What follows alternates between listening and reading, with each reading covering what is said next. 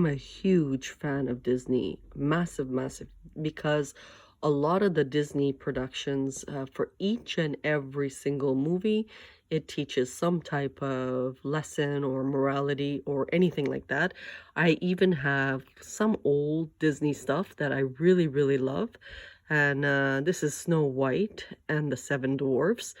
And we love dwarves majorly, major, love them to death, because it's a nice look at natural component of Earth. That's the way I see it. But I'm gonna put my Snow White down for just 2 seconds and talk about today's insert, some of the more complicated things that occurred when we were doing Inside C3. Ever hear about the Aesop fable, where the fox tries desperately to grab the grapes on top of the tree and jumps and jumps and jumps, doesn't catch the grapes at all, and eventually walks away saying the grapes were sour anyways? Well, that is the story of Hanna.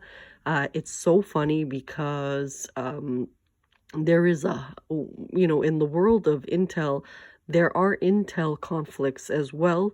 And it was just too easy to bring down a lot of intelligent agencies around the globe, being a female, into like this little narrow corridor of confusion. So what ended up happening was, this is the funny side for me as I giggled, but for them, which I wasn't fully aware, it turned really serious into probably another cluster, because they were desperate for the full production, not to make their actress look like a dumbbell, or a ding dong. That is my joke behind it.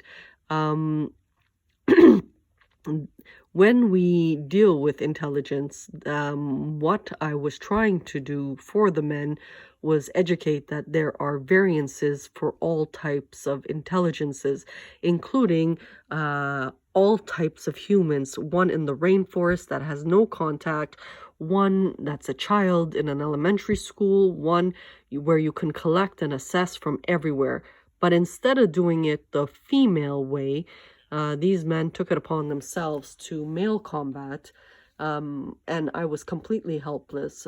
Set up militia camps across Ontario, hurt, wound, cut clean, murder, gore, blood, typical testosterone things that really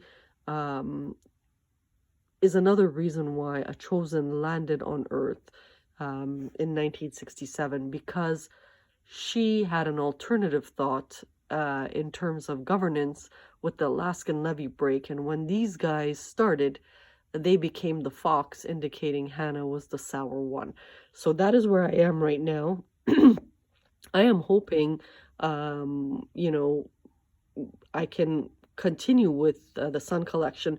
Why haven't I released it yet? I haven't released it yet, and only released some of the stuff I have done online. It's because there was way too much fraud involved. And now they're walking around all noble, but really they were nothing but fraudsters, very uncool, breaking into homes, doing all kinds of horrific things for humans. And that is what several people were battling inside Canada, because you can't just arbitrarily come into homes and change copyright, do whatever, do all kinds of fraud. And now every once in a while I get a small gift like a telephone plug or a new accessory, because they're attempting to bring down the grapes, but it's not working too well, because Hanna won't go for it. And it's one of those ugliest standoffs in the history of humanity. It's female against man in the war of Inside C3, part of the 900 collection that is out there. So just another insert.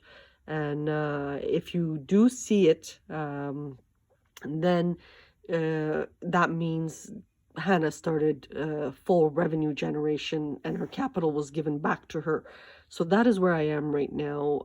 As for the thieves, I think you have to really be respectful the Canadian way. You're just your entertainment has gone too far, and you're just arrogant now, and not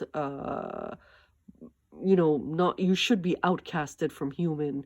We are at a different era, and the type of thieving and the millions and billions spent to cover the war just makes you a primate. That's not good. And as you walk the streets acting all noble, just know that everybody behind you knows you're just a petty little thief. That's it. Amen.